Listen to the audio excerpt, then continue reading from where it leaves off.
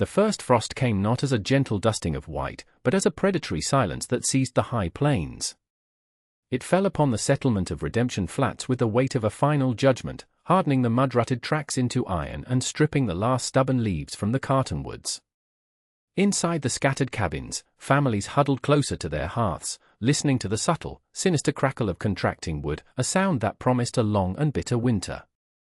But in the low hill just beyond the town's edge, in a home that was little more than a swelling of the earth itself, Clara May Thompson felt a steady, inexplicable warmth against her skin. She sat on a simple stool, the air around her a comfortable 85 degrees, smelling not of smoke and ash, but of rich soil, damp stone, and a faint, clean minerality that was the earth's own breath.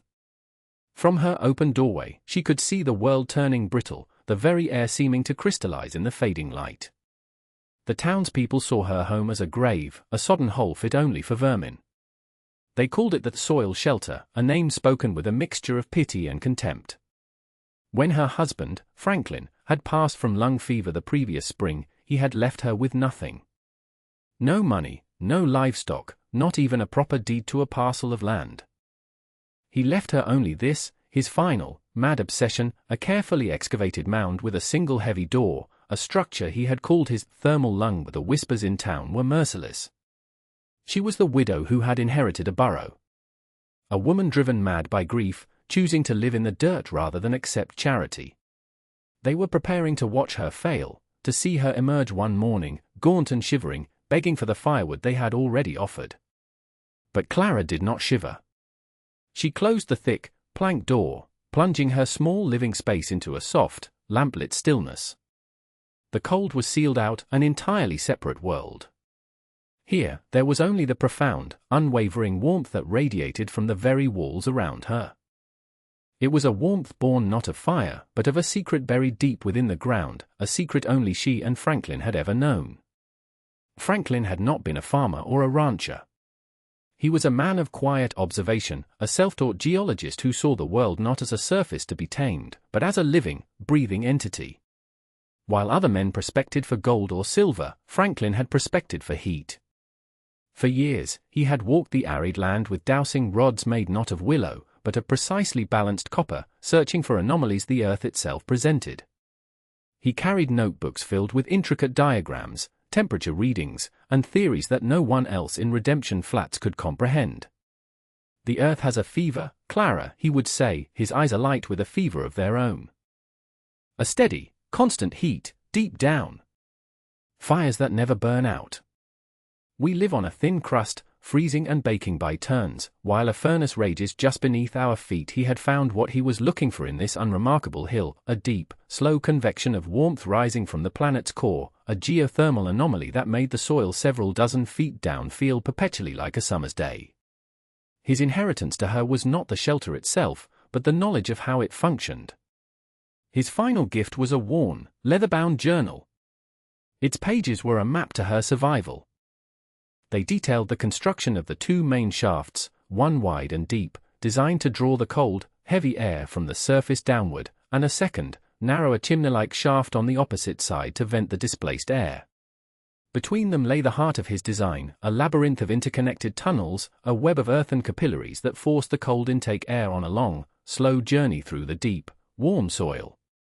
The air would enter freezing and emerge into her living chamber transformed, heated by nothing more than its passage through the earth. Her role was that of a conductor, an operator of this subterranean machine. Each morning and evening, she would adjust a series of simple wooden baffles in the vents, regulating the flow. It was a delicate dance of listening and feeling, of sensing the pressure of the air and the subtle shifts in temperature. She was not merely living in a hole, she was tending a living system. Her trips into Redemption Flats for flour and salt were ordeals of social attrition. The townsfolk's gazes followed her, a current of morbid curiosity. They saw a woman walking with a straight back and a calm face, and it confused them. They expected desperation, a plea for help in her eyes, but found only a quiet resolve. Martha Gable, the wife of the general store proprietor, cornered her by the sacks of beans, her face a mask of practiced concern. "Clara, dear," she began, her voice a low, conspiratorial whisper. "The Reverend is very worried. We all are. It's no life for a woman, living like that. There's a frost coming that'll split rock. We've set aside a cord of oak for you. Mr. Gable will bring it by ye. Clara offered a small, polite smile, the gesture feeling foreign on her face. That is most kind of you, Martha. But truly, I have no need of it. I am quite comfortable. The refusal landed with the force of an insult. Martha's sympathy curdled into indignation. Pride is a cold companion, Clara, she said, her tone sharpening. When you're freezing in that mud pit, you'll remember this kindness was offered. The word spread through the town like a contagion. The widow Thompson was not just mad, she was proud. Ungrateful. She was rejecting their Christian charity. The story became a piece of local folklore before the winter had even properly begun. But not everyone watched with judgment. Samuel Blackwood, the town blacksmith, observed her from the fiery doorway of his forge. He was a man of logic and mechanics, his world governed by the immutable laws of heat, metal, and force. He saw Clara's steady gait, the healthy color in her cheeks that defied the biting wind. He noted that she never bought firewood or coal, yet she did not have the look of someone suffering from perpetual cold. While others saw insanity, he saw a puzzle. He watched her carry her meager supplies back toward the lonely hill, a solitary figure against a vast, unforgiving landscape, and for the first time, he questioned the town's collective wisdom.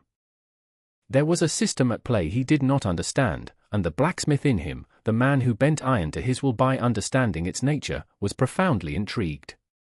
He respected a well-designed machine, and he was beginning to suspect that the widow's burrow was exactly that. The secret was in Franklin's journal, in a chapter he had titled The Principle of Thermal Exchange. It was not magic, it was physics, pure and simple, observed with a poet's soul and an engineer's mind. The primary intake shaft, which Franklin had called the gullet, was dug 40 feet straight down, far below the frost line, into a layer of soil and rock that held a constant, year-round temperature of 60 degrees. From the base of this shaft, a network of smaller tunnels, no wider than a man's arm, branched out like the roots of a great tree. These tunnels were not random, they were precisely angled to snake through a pocket of geothermal activity Franklin had spent 2 years mapping, a place where the Earth's natural warmth was concentrated, raising the subterranean temperature to nearly 100 degrees. This was the furnace, a sprawling, invisible radiator made of packed earth and stone. Cold air, being dense, would naturally sink down the gullet. It had nowhere else to go but into the sprawling network of the furnace. As the frigid air was forced through these tight, warm passages, a simple and powerful transaction occurred: the earth gave its heat to the air. The process was slow and methodical. By the time the air had completed its long, winding journey and risen through a final, insulated flue into Clara's living chamber, it had been warmed to a steady, comfortable 85 degrees. The genius was in its self-regulation. The colder it was outside, the denser the air became, and the faster it would sink, pulling more heat from the earth and increasing the flow of warmth into the shelter. It was a system that worked harder the more it was needed. Clara's daily task was to manage that lungs, a pair of vents near the ceiling that allowed the now stale, cooler air to be pushed out by the pressure of the fresh, warm air rising from below. By opening or closing the baffles, she could fine-tune the temperature, preventing the space from becoming too hot or stuffy. It was a silent, elegant, and perfectly efficient engine powered by the planet itself. She was not just its occupant, she was its keeper, the guardian of a delicate equilibrium. The town saw a mound of dirt. She saw a masterpiece of hidden engineering, a monument to the man who had understood that the greatest resources are not always the ones you can see. The storm arrived without warning, a monstrous wave of Arctic air that descended from the north and consumed everything. They called it a blue norther, a weather event spoken of in hushed, fearful tones by the old-timers. The sky turned a bruised, slate gray, and the temperature plummeted not by degrees, but by dozens of degrees in a single hour. Wind followed, a physical presence that screamed across the plains, tearing at the stoutest log walls and piling snow into immense, shifting drifts that buried fences and reshaped the landscape. Redemption Flats hunkered down in a state of siege. The cheerful glow from cabin windows vanished, replaced by a desperate battle for survival. Families crammed into single rooms, stuffing rags into every crack and seam, burning through their precious woodpiles with terrifying speed. The sound of the wind was a constant, high-pitched howl, punctuated by the sharp reports of freezing trees splitting open like rifle shots. The cold was a predator, patient and insidious, finding its way through the smallest gaps, stealing the breath from lungs, and turning every surface to a sheet of ice. Dr. Albright was fighting a losing battle against frostbite and pneumonia, his own reserves of medicine and firewood dwindling. Fear, colder and more penetrating than the wind itself, settled over the town. But in the heart of the hill, Clara was cocooned in tranquility. The blizzard was a distant, muffled roar, the fury of the world held at bay by tons of insulating earth. The air inside her shelter remained a constant, life-affirming 85 degrees. The thermal lung, Franklin's impossible machine, responded to the brutal cold outside by working at peak efficiency, drawing the frigid air down and transforming it into a gentle, steady warmth. She lit a second oil lamp, not for heat, but for the cheerfulness of its light. She sat mending a dress, her fingers nimble, her body relaxed. There was no fire to feed, no draft to fight. There was only the deep, profound peace of her earthen sanctuary. For the first time, she felt a pang of guilt, a strange sorrow for the very people who had scorned her. They were freezing in their sturdy wooden boxes, while she was safe and warm in her humble hole in the ground. Samuel Blackwood's forge, the fiery heart of Redemption Flats, had gone cold. The great stacks of hickory and oak he kept for his work were meant for shaping metal, not for fending off a meteorological demon. He had burned through a week's supply in a single night, and still the cold crept into his small attached cabin, a chilling mist that clung to his bones. His thoughts, however, were not on his own discomfort. They were on the widow, Clara Thompson. The town's mockery echoed in his mind, and a grim certainty took hold. If he, a strong man in a well-built cabin with a blacksmith's supply of fuel, was struggling, then she was surely lost. Pride was indeed a cold companion, and he imagined her in that earthen hole, frozen, a tragic testament to her own stubbornness. He could not let it be. Driven by a sense of duty that overrode all reason, he bundled himself in every layer of wool and leather he owned and stepped out into the screaming tempest. The wind hit him like a physical blow, stealing his breath and driving ice crystals into his eyes. He fought his way through waist-deep drifts, the 100-yard journey to her hill taking on the quality of a polar expedition. He arrived at the mound of earth, now almost completely swallowed by a colossal snowdrift, and saw no sign of life. Panic seized him. He clawed his way to the heavy plank door and pounded on it with a frozen fist, his shout swallowed by the gale. "Mrs. Thompson! Clara!" The door swung inward. And a wave of warm, clean air washed over him, so shocking in its contrast to the Arctic fury that it made him stagger back. Clara stood there, framed in the lamplight, wearing a simple wool dress. Her hair was neat, her cheeks were flushed with a healthy, rosy warmth. She looked at his ice-caked beard and frantic eyes with genuine alarm. "Samuel! My heavens, what are you doing out in this?" His mind struggled to process the scene. The impossible warmth. The scent of dry earth and something clean, like fresh laundry. The absence of smoke. He was a creature from a frozen hell stepping into a pocket of inexplicable summer. I thought he stammered, his voice hoarse. "I thought you'd be frozen." "I came to help." She stepped aside, her expression softening with understanding. "Please, come in before you catch your death." He stumbled inside, and as she sealed the door behind him, the raging symphony of the blizzard was silenced. He was left in a quiet, warm space, the likes of which he had never known. He pulled off his gloves, his numb fingers tingling as feeling returned with a painful rush. It wasn't the dry, scorching heat of a stove, it was a gentle, radiant warmth that seemed to come from the walls, the floor, the very air itself. He looked around at the smooth, curved earthen walls, the simple furniture, the vents near the ceiling. He saw not a grave, but a miracle of design. "How?" was the only word he could manage, his voice filled with an awe that erased all doubt. The blue norther raged for 2 more days before its fury finally broke. When the wind subsided, it left behind a world transformed, a landscape of alien white dunes under a pale, exhausted sun. Samuel, having spent the duration of the storm in the impossible warmth of Clara's shelter, returned to Redemption Flats. He was a man with a message, a witness to a truth so contrary to their shared reality that he knew it would be met with disbelief. He found the townspeople emerging from their homes like survivors of a shipwreck, their faces gaunt, their eyes hollowed out by fear and cold. He went straight to Gable's store, the town's nerve center, where a small group including the proprietor, the doctor, and the reverend were assessing the damage. "She's alive," Samuel announced, his voice ringing with conviction in the cold, tense air. "Clara Thompson. She's not just alive, she's warm. Her home, it's 85 degrees in there." "No fire," Mr. Gable scoffed, pulling his collar tighter. "The cold has gotten to you, Samuel. You're seeing things," but Dr. Albright, a man of empirical thought, looked at the blacksmith closely. Samuel was not a man given to flights of fancy. 85 degrees? Are you certain? "I was there for 2 days, Samuel stated, his gaze unwavering. "I felt it myself. It's her husband's design. It works." The reverend, a man who saw divine intervention in all things, looked toward the hill with a new expression. A miracle, perhaps. Skepticism warred with curiosity. Samuel's reputation for honesty was unshakable. He was not a man who lied or exaggerated. After a short, tense debate, a small delegation was formed.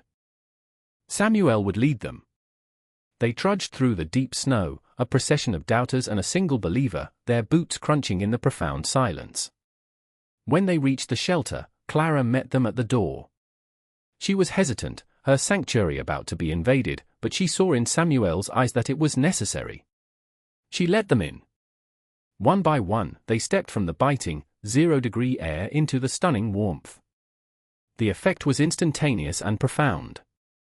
They stopped, speechless, removing their hats and gloves as if entering a church. Dr. Albright, ever the scientist, immediately pulled out his pocket thermometer. He held it up, watching the mercury climb with a look of utter astonishment. He ran his hand along the earthen wall. "Remarkable," he breathed. "It's radiating heat. It's a principle of geothermal transfer."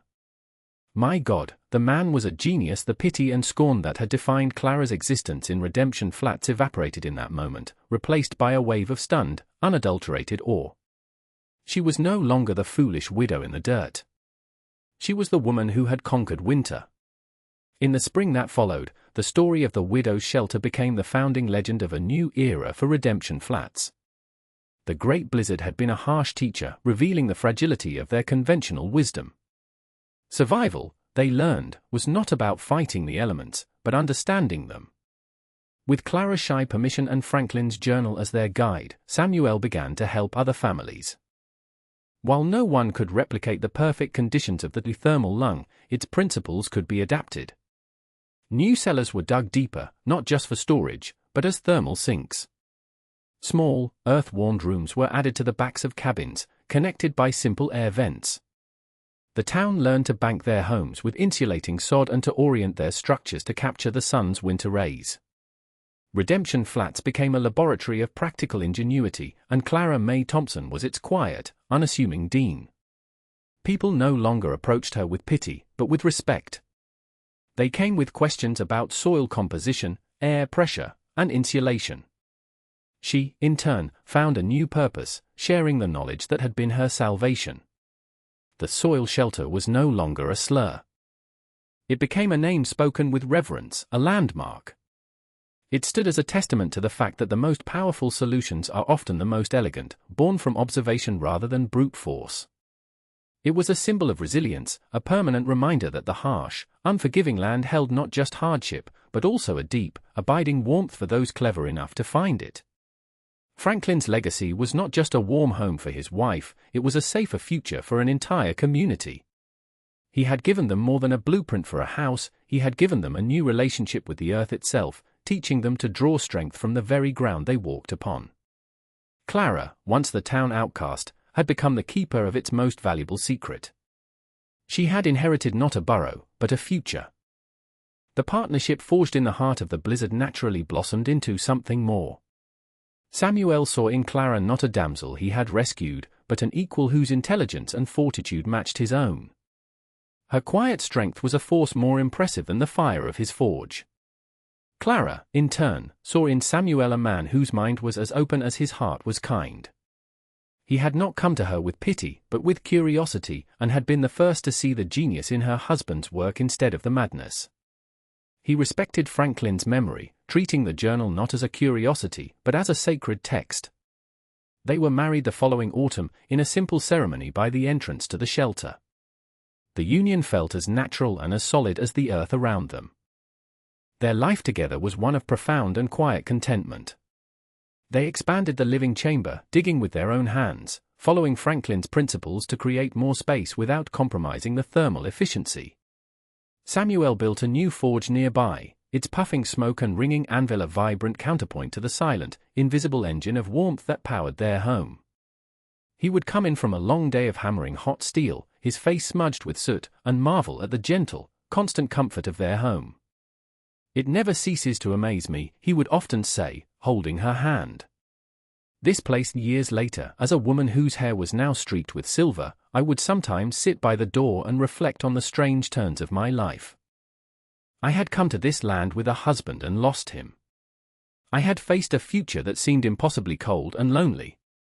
But the man I lost left me a gift I could not comprehend at the time. Franklin gave me a home, a shelter from the literal cold of the world. And then Samuel came, a man who saw the truth, and he helped me build a life within that home. He gave me shelter from the cold of being alone. My first husband taught me that the earth provides. My second taught me that people can too. I learned that the greatest warmth doesn't come from a fire you can see, but from the love you can feel and the wisdom buried just beneath your feet. Decades passed. Redemption Flats did not just survive, it thrived. It became known in the territory as the town that weathered the Great Blizzard of '88 without a single loss of life. The story of the widow and her soil shelter passed from memory into legend, a tale told to newcomers to explain the unique, resilient architecture of the town and the deep respect its people had for the land.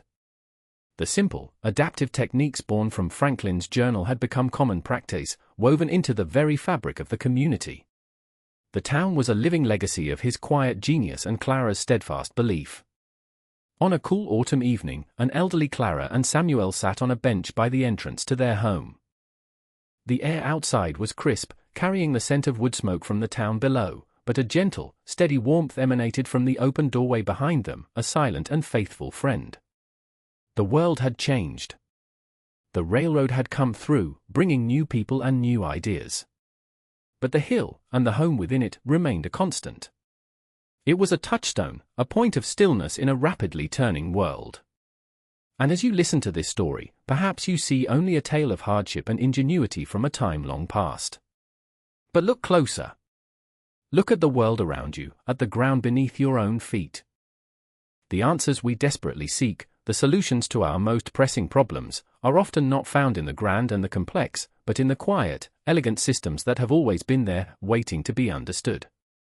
Sometimes, the greatest source of strength is not in what you build on top of the world, but in what you have the patience to discover within it. The most profound inheritance you can ever receive might not be gold or land or property, but a single, powerful piece of wisdom that can keep you warm when all the fires in your world have gone out.